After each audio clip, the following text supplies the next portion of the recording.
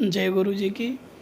मैं ऋतुराज अध्यात्म से बोल रहा हूँ और आपके साथ एक और नया सत्संग शेयर करने जा रहा हूँ कि ज़िंदगी के पथ पर गुरु जी ने अपनी संगत के साथ कैसे रहते हैं, क्योंकि सभी के भाग्य हैं, सभी को अलग अलग सेवा गुरु जी प्रदान करते हैं।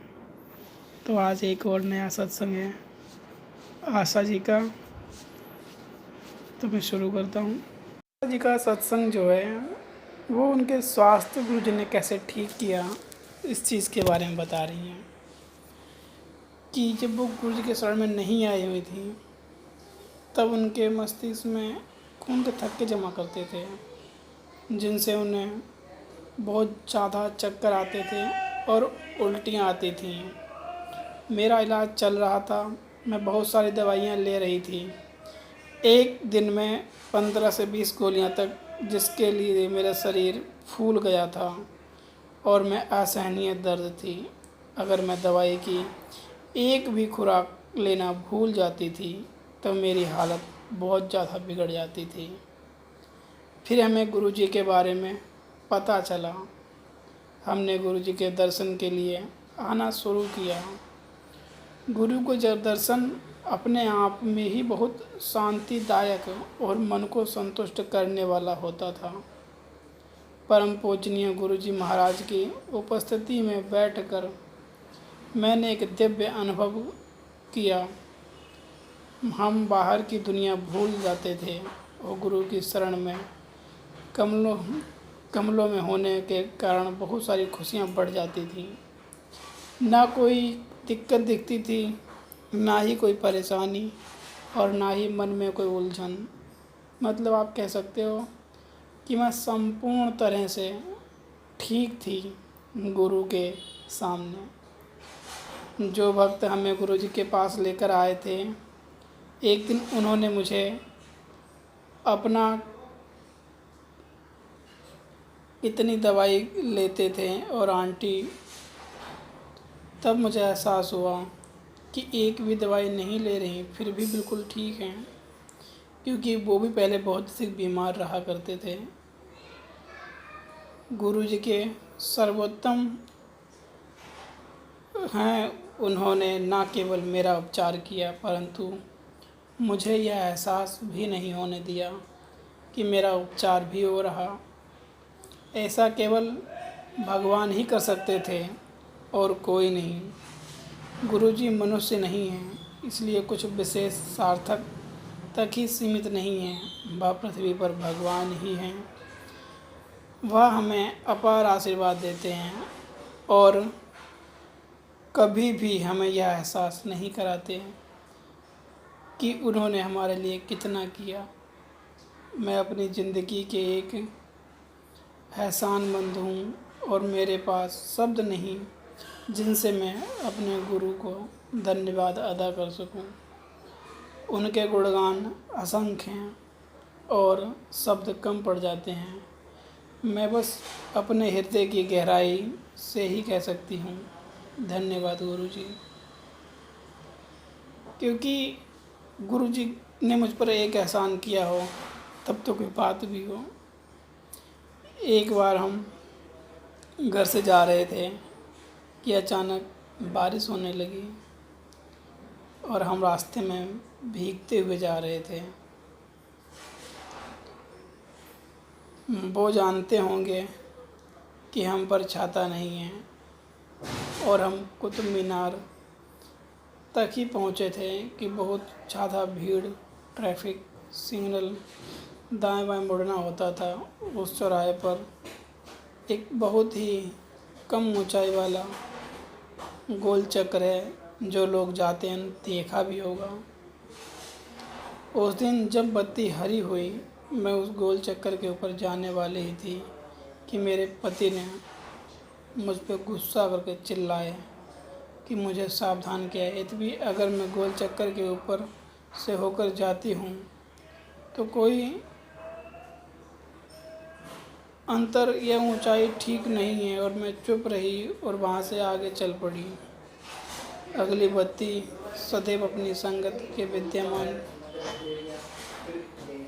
थी वहाँ पर। उस बत्ती पे मुझे बहुत सारे लोग मिल गए जो गुरुजी के यहाँ ही जा रहे थे, और वो सभी संगत चहक रहे थे, जैसे कि घर के परिंदे हों। और मंदिर में गाड़ी खड़ी की। गुरुजी अपनी संगत का बहुत ध्यान रखते हैं, इसलिए उनकी रक्षा करने के लिए गुरुजी हमेशा विद्यमान रहते हैं।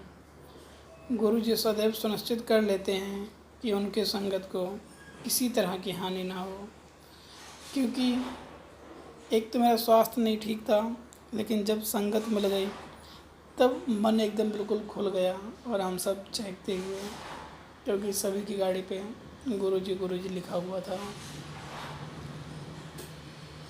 एक और दिन हम साउथ एक्सटेंशन में होते हुए लाजपत नगर से अपने घर जा रहे थे। मूलचंद चौराहे पर एक रोड का निर्माण का कार्य चल रहा था। इस कारण उस चौराहे पर बहुत ज़्यादा ट्रैफिक जाम था। मेरे पति ने सुझाव दिया कि अगली बार हम दूसरे रास्ते से लेना चाहिए। मैंने उनकी बात में हाँ भी भर दी। अगली बार हम फिर उस मूलचंद चौराहे पर से गुजरे।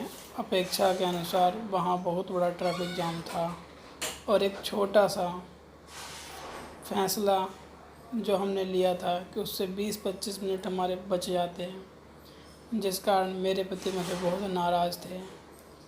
मैंने उनसे माफ़ी मांगी और कहा कि अगली बार मुझे पहले ही याद दिलाएं कि हम कहीं और रास्ता लें या ना लें। किस्मत का खेल था कि अगली बार हमने फिर वही रास्ता चुना, और मैं उस रास्ते पर इतनी आदी हो गई कि स्वाभाविक रूप से रास्ता ले लेती। मैं फिर उस रास्ते पर भरी ट्रैफिक जाम की अपेक्षा करती रहती थी और डरी रहती थी। फिर मेरे पति को गुस्सा हो गए, और अब कई बार रास्ता लेना मुझे मुमकिन नहीं था, परंतु मुझे हैरानी जब हुई जब मैंने देखा कि अब गाड़ियाँ के लिए खुला हुआ था और कोई ट्रैफिक जाम नहीं था। यह गुरुजी का चमत्कार था कि एक तरफ मेरे पति के बीच में होने वाली एक मुश्किल घड़ी टल गई, और दूसरी तरफ हमारा वहाँ से जाना आसान हो जाता था।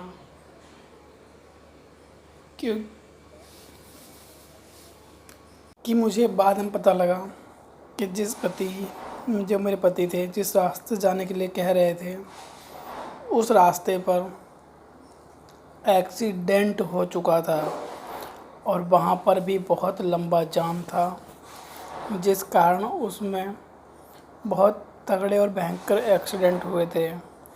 लेकिन जब हमने अपने घर पर आके ये चीज़ जान पाई, तब मेरे पति बहुत शर्मिंदा हुए, और उन्होंने कहा कि हम उस जाम में ना फंसें या उस एक्सीडेंट में ना फंसें। इसीलिए गुरुजी बार बार मेरी गाड़ी अपने आप ही इस रास्ते पर मोड़ देते थे, और मैं जान गई कि गुरुजी सब जान जाते हैं। क्योंकि कुछ समय पहले एक ज्योतिष ने कहा था कि तुम्हारा एक्सीडेंट होने वाला है, पर हमने विश्वास नहीं किया था। और फिर जब हम गुरुजी के मंदिर में गए, तब गुरुजी ने पब्लिक इतनी संगत थी उसमें देख के मुस्कुराए, और मेरे पति से कहा, गुस्सा ना किया कर, कभी कभार गलत फैसला भी सही जगह पहुंचा देता है, और तेनू उस रोड ना जाना था जिस पे जा रहा, उसी पे चलता रहो, थोड़ी देर ही तो सही। मेरे पति शर्मा गए और कुछ कह ना सके। अब मैं आगे आपको पार्ट सेकंड शेयर करूँगा, जिसमें इनके काम धंधे के बारे में गुरुजी ने कैसे बढ़ाया। और इस चैनल को सब्सक्राइब ज़रूर कर लें। जय गुरुजी।